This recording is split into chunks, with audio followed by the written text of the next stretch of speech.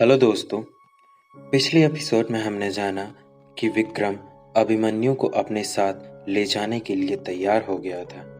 तो चलिए इसके आगे हम इस एपिसोड में जानेंगे। तो शुरू करते हैं वेयरवुल्फ एपिसोड 7। शाम गहरा रही थी। बादलों की वजह से अंधेरा छा चुका था। आसमान में रह रहकर बिजली कड़क रही थी और बरसात पूरे जोरों पर थी। उसकी निगाहें आकाश के ही तरफ थीं।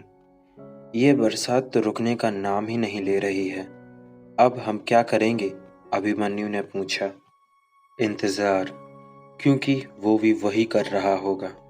विक्रम ने बिना किसी भाव के संक्षिप्त सा उत्तर दे दिया और एक कुर्सी पर बैठ गया। कुछ देर के लिए सभी चुप हो गए। क्यों हम उसे ढूंढकर खत्म कर दें? अभिमन्यु ने खामोशी तोड़ते हुए कहा। पहली बात कि वो इस वक्त कहाँ होगा, हम ये नहीं जानते, और अगर इन हालात में उससे सामना हो भी गया तो सिर्फ वो हमारा शिकार कर पाएगा, हम उसका नहीं, विक्रम ने कहा। कुछ देर के लिए सब फिर से खामोश हो गए। उसके बाद क्या हुआ? और सुबह तुम किसी जंग की शुरुआत की बात कर रहे थे, और वो आदिवासी आदम भेड़िए में कैसे बदल गए? अभिमन्यु ने कहा। विक्रम ने सर उठाकर एक नजर उसकी तरफ देखा। 2 दिन 2 रात लगातार हवन अनुष्ठान करके वेदांत शास्त्री ने जंगल से लगी ग्राम सीमाओं को रक्षा मंत्रों से बद्ध कर दिया। गुरुदेव, ये मंत्र कवच पैशाचिक व अशरीरी शक्तियों को तो रोक लेगा, पर यदि वह कोई असुर हुआ तो? शशि ने कहा। हमें इस बात का ध्यान है शशि, इसीलिए हमने कुछ निर्णय लिया है, वेदांत ने कहा। वेदांत और जयसिंह महाराज के साथ मंत्रणा कक्ष में बैठे थे। महाराज, गांव की सीमा को तो हमने मंत्रों से बांध दिया है, परंतु वेदांत इतना बोलकर चुप हो गया। परंतु क्या शास्त्री जी, बताइए हमें, राजा ने कहा। महाराज, संकट अभी टला नहीं है। वो बला गांव की सीमा में प्रवेश तो नहीं कर पाएगी, परंतु अभी जंगल सुरक्षित नहीं है। जब तक इस विपदा का निदान न हो जाए, आप सभी को वन में जाने से मना कीजिए। ठीक है, परंतु आप जितना शीघ्र हो सके इस समस्या का समाधान कीजिए। गुरुवर, आपके अकेले इस तरह वन में जाना, पता नहीं, मुझे कुछ ठीक नहीं लग रहा है। मैं भी आपके साथ आऊँगा, शशि ने कहा। नहीं शशि, मैं अकेले ही जाऊँगा, वेदांत ने कुछ सामान थैले में रखते हुए कहा। नहीं शास्त्री जी, आप अकेले वन में नहीं जाएंगे, जय सिंह ने प्रवेश करते हुए कहा। मंत्रीवर, आप यहाँ, वो भी इस समय, सब ठीक तो है?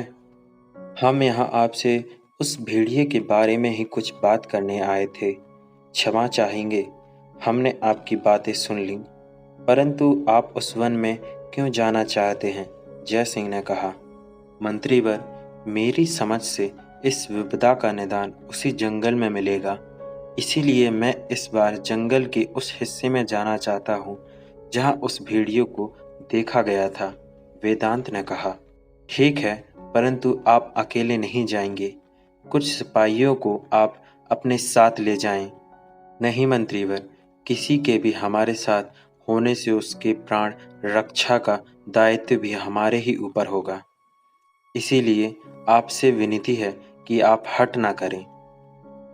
ठीक है, पर आप अपना ध्यान रखिएगा, जय सिंह ने हाथ जोड़ते हुए कहा।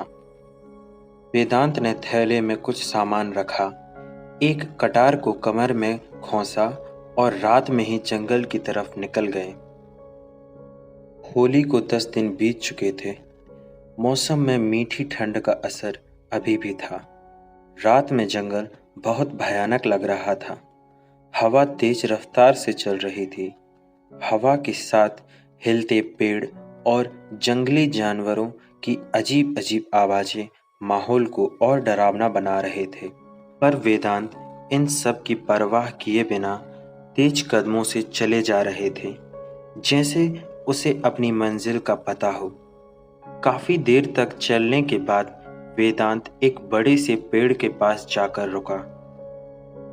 रंभक रंभक, वेदांत ने तेज आवाज में कहा, पर कोई परिणाम नहीं मिला। वेदांत ने चारों तरफ निगाहें घुमाई, फिर दोबारा उसने आवाज दी, रंभक। उसने सामने से भूरे रंग का भेड़िया दौड़ते हुए अपनी तरफ आते हुए दिखाई दिया। उसके पीछे पीछे कई भेड़िए वहां आकर वेदांत के चारों ओर जमा हो गए। वो बड़ा भेड़िया वेदांत के एकदम नजदीक आकर रुक गया। वेदांत ने मुस्कुराकर उसकी तरफ देखा। क्या मुझसे इसी रूप में मिलोगे रंभक? वेदांत ने कहा। देखते देखते वो भेड़िया एक अधेड़ इंसान में बदल गया। बाकी के भेड़िए भी इंसानी रूप में आ गए। कैसे हो रंभक? वेदांत ने पूछा। मतलब वेदांत उन भेड़ियों के बारे में जानते थे, फिर उन्होंने किसी को उस बारे में बताया क्यों नहीं? अभिमन्यु ने पूछा।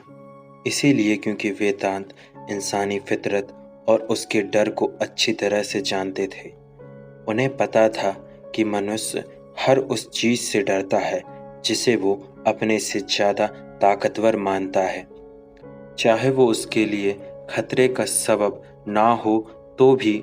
और उसी अनजाने डर से बचने के लिए वो ऐसी विनाशकारी वस्तुओं का निर्माण करने लगता है जो बाद में उसी के विनाश का कारण बनती है। और इसी वजह से वेदांत ने उन भेड़ियों के बारे में किसी से कुछ नहीं कहा, क्योंकि वह नहीं चाहते थे कि एक और खौफ की कहानी इंसानों के दिल में घर कर जाए और किसी तरह का कोई असंतुलन हो। विक्रम ने कहा। अभिमन्यु वगैरह सब खामोश हो गए। उन्हें चुप देखकर विक्रम ने आगे की कहानी शुरू रखी। उन्हें चुप देखकर विक्रम ने आगे की कहानी सुनाना शुरू की। तुम यहाँ क्यों आए हो? रंभक ने गुर्राते हुए कहा। मेरे यहाँ आने का कारण तुम जानते हो रंभक। अब तुम लोगों की पहचान लोगों से छुपी नहीं रह गई। तुम्हारा एक लड़का लोगों की नजरों में आ चुका है, वेदांत ने कहा। उसकी कोई गलती नहीं थी। वह खेलते हुए भटक कर जंगल से बाहर चला गया। और तुम जानते हो, चंद्रमा की रोशनी में हम अपने आप को भी भूल जाते हैं, रंभक ने कहा। बात इतनी सी नहीं है रंभक। उसने वहां एक आदमी की जान ले ली और अब मुझे भी बड़ी अनहोनी की आशंका हो रही है।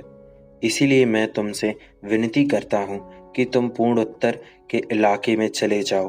वहाँ इंसानी आबादी ना के बराबर है और घने वनों में तुम शांति से वहाँ रह पाओगे। और वहाँ तुम्हारे जैसे और भी हैं। वेदांत के इतना कहते ही एक युवक भेड़िया उसकी तरफ गुर्राने लगा। क्या कह रहा है ये? वेदांत ने पूछा। वो कह रहा है कि हम अपना घर छोड़कर कहीं नहीं जाएंगे और मेरा भी फैसला यही है। तुम्हें मालूम है वहाँ हमें कितनी मुसीबतों का सामना करना पड़ेगा। वहाँ अपना इलाका बनाने के लिए संघर्ष करना होगा। वहाँ हमारी प्रजाति के जो लोग हैं वो हमारा उनके साम्राज्य में आना कभी बर्दाश्त नहीं करेंगे। मगर रंभक, अगर तुम यहाँ रुकते हो तो भी तुम लोगों का बचना मुश्किल हो जाएगा, वेदांत ने सख्त स्वर में कहा। तो कुछ भेड़िए गुर्राते हुए उसकी तरफ बढ़ने लगे। वेदांत ने अपने थैले से कुछ कोड़ियां और चांदी के सिक्के निकाले। ओम श्री नरसिम्हाय नमः बोलकर जमीन पर दे मारे, जिनसे जोरदार आवाज हुई तो सभी भेड़िए घबराकर पीछे हट गए। भूलो मत रंभक, जो तुम्हारी शक्ति का स्रोत है उसी की उपासना मैं भी करता हूँ, वेदांत ने कटार खींचते हुए कहा। मैं बस यही चाहता हूँ कि किसी को कोई नुकसान ना हो, इसीलिए तुम्हारे पास विनती लेकर आया था। वेदांत का स्वर अब कुछ नर्म हो चुका था। कुछ देर दोनों तरफ शांति थी। फिर एक बुजुर्ग भेड़िया रंभक से अपनी भाषा में कुछ कहने लगे। कुछ देर तक उनके बीच बातचीत चली, या यूं कहिए कि बहस हो रही थी। रंभक ने उस बुजुर्ग भेड़िए को डपट दिया। फिर रंभक ने वेदांत से कहा, तुम्हारे दादाजी ने एक बार पिशाचों से हमारी जान बचाई थी। हमें कई दिनों तक अपने पास रखा, हमें पाला, अपनी भाषा सिखाई, इसीलिए हम उनके ऋणी हैं। पर आज तुमने हम पर हथियार उठाकर हमें अपना दुश्मन बना लिया है। तुम्हारे दादाजी के एहसानों की वजह से हम तुम्हें जीवित जाने दे रहे हैं।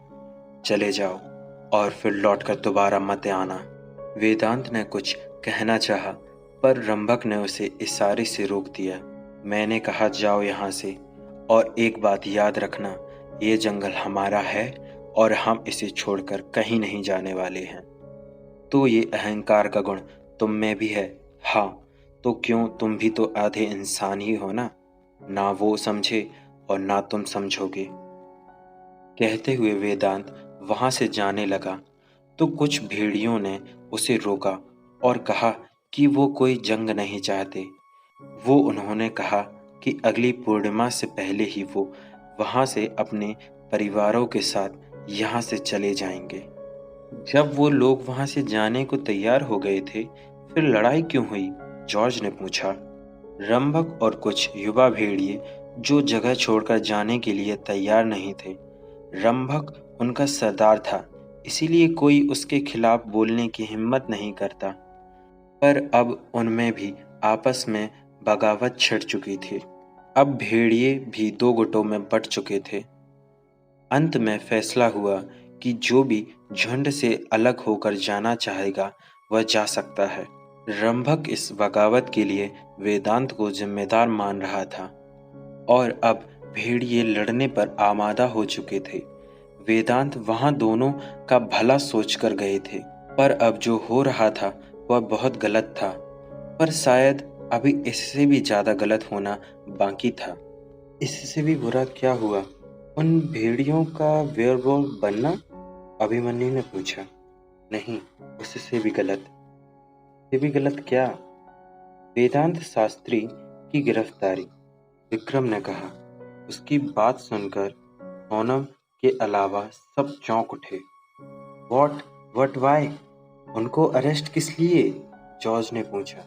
जब वेदांत शास्त्री जंगल में गए तब उनकी सुरक्षा के लिए मंत्री जय सिंह ने गुप्त रूप से कुछ सिपाही उनके पीछे भेज दिए थे। उन्होंने जंगल में जो कुछ भी देखा सुना, वापस आकर सब कुछ मंत्री और महाराज को बता दिया। उनकी बातें सुनकर महाराज को ये लगने लगा कि वेदांत शास्त्री ने सब कुछ जानते हुए भी उन्हें कुछ नहीं बताया और उनके साथ विश्वासघात किया। इसीलिए क्रोध में आकर उन्होंने वेदांत को कैद खाने में डालने का हुक्म दे दिया। और इस बार जय सिंह भी महाराज के निर्णय से सहमत थे। इधर राजा के निर्णय से अनजान जैसे ही अपने निवास पर पहुंचे, जय सिंह कुछ सिपाहियों के साथ वहां पहले ही मौजूद थे। उन्होंने वेदांत को बिना कुछ कहने व सुनने का मौका दिए बिना गिरफ्तार करके उन्हें बंदी गृह में डाल दिया और भेड़ियों पर हमला करने की तैयारी करने लगे। आगे ये कहानी क्या मोड़ लेगी, जानने के लिए बने रहिए राजकुमार के साथ। और अगर आपने हमारे YouTube चैनल को अभी तक सब्सक्राइब नहीं किया है तो सब्सक्राइब भी करें और बेल आइकन भी दबाएं, जिससे हमारी वीडियो अपलोड करते ही आपको नोटिफिकेशन मिले।